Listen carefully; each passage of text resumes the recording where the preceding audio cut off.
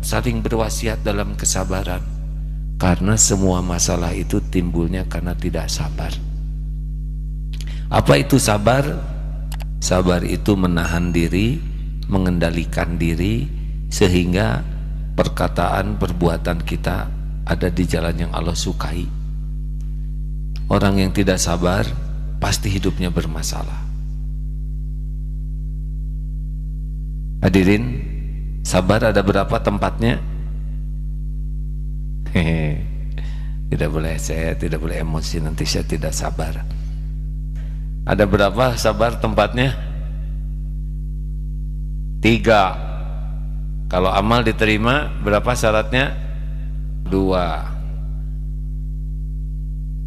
Sabar itu 3. 1. Sabar ketika taat kepada Allah. 2. Sabar ketika menjauhi maksiat. 3. Sabar ketika menghadapi musibah. Apa yang pertama? 2. 3. Coba kalau nanti taraweh ya, nyari imam yang bacaannya panjang atau pendek? Nah, baru rencana aja kita udah kopet. Pokoknya kalau taraweh mah imamnya pendek, kita nggak bisa ngaji, justru nebeng sama imam yang panjang bacaannya. Tapi tidak begitulah. Tahajud maunya baca surat Ar-Rahman atau Inna, harus sabar. Kalau sedekah, kalau punya ini beramal nih ya, punya uang 120.000, jujur, jangan langsung soleh, yang asli ya. Yang mana yang disedekahkan?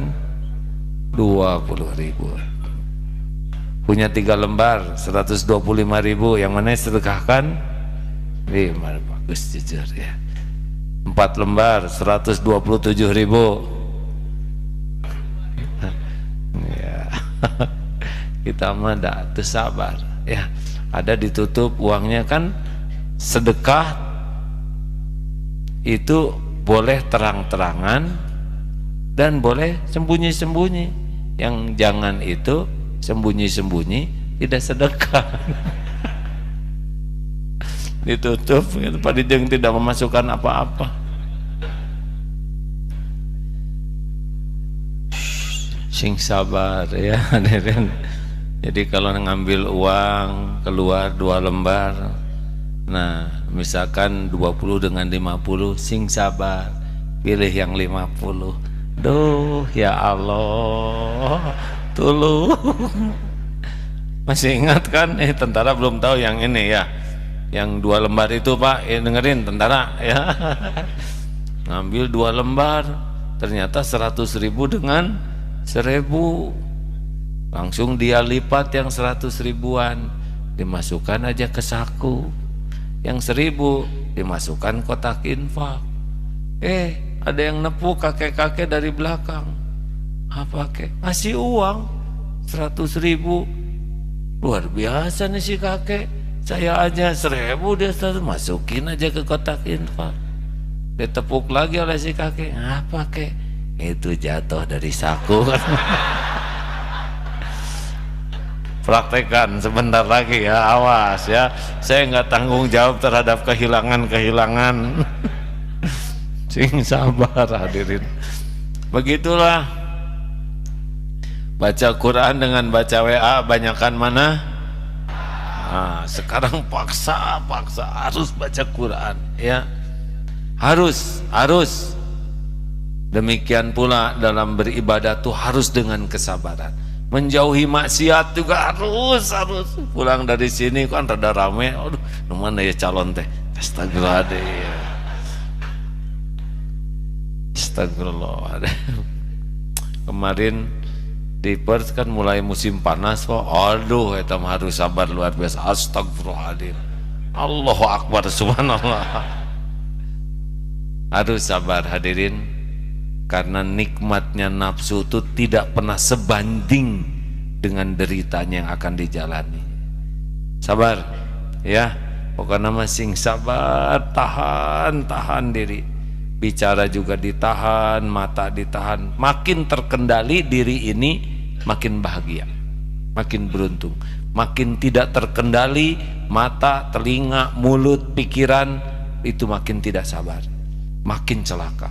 Orang tuh celaka pasti karena tidak bisa mengendalikan dirinya, artinya tidak sabar. Nah, ingat aja 4 ini ya.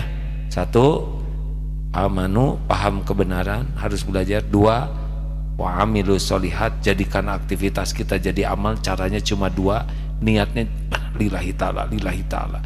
Yang ketiga, tawasobil haq, di mana kita ada jadi saling berwasiat dalam kebenaran. Dan dakwah terpenting adalah jadikan bukti. Yang keempat, sing bisa berlatih terus menerus mengendalikan diri.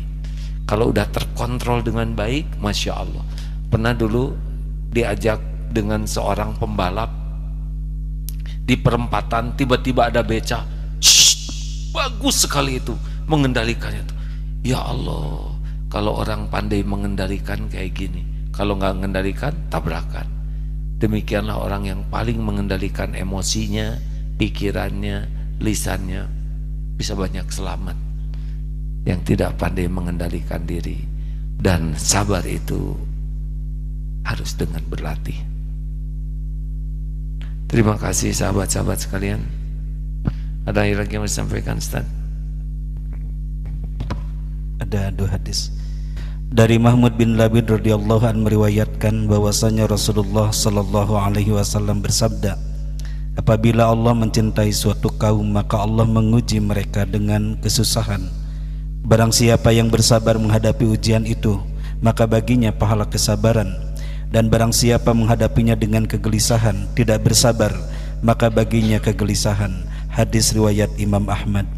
Dari Abu Hurairah radhiyallahu an berkata, Rasulullah sallallahu alaihi wasallam bersabda, sesungguhnya seseorang yang akan diberi kedudukan tinggi di sisi Allah, sedangkan ia tidak dapat mencapai kedudukan itu dengan amalnya, maka Allah terus-menerus mengujinya dengan berbagai ujian yang tidak disukainya, sehingga ia dapat mencapai kedudukan tinggi tersebut.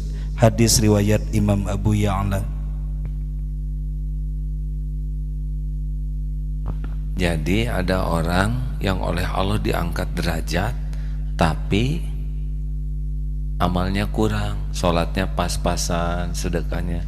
Nah itu nanti diangkatnya oleh kepahitan. Sing sabar saja ya, jalanin, nggak akan rugi kok. Tidak pernah ada orang yang bakal rugi dengan kesabaran. Jangan suka posting penderitaan, jangan suka ngarep-ngarep orang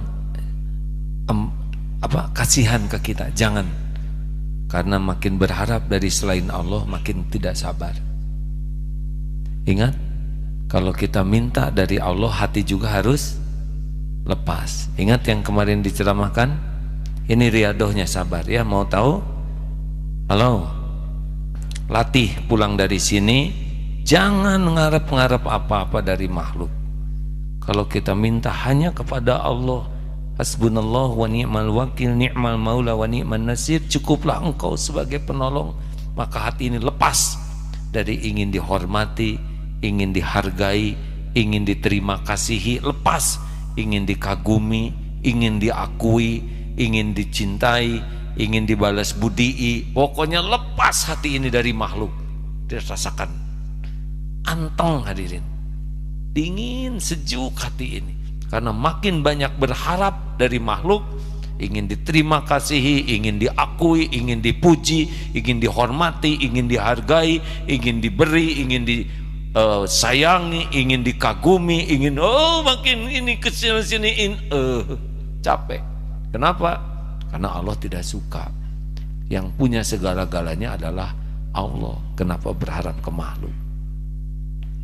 Silakan nikmati hati yang penuh kebahagiaan, kemerdekaan dengan lepas berharap dari makhluk.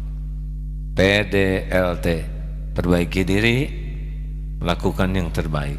Itu saja kesibukan kita. Jangan banyak berharap dari makhluk, cukuplah berharap dari Allah, pemilik, penguasa segala-galanya.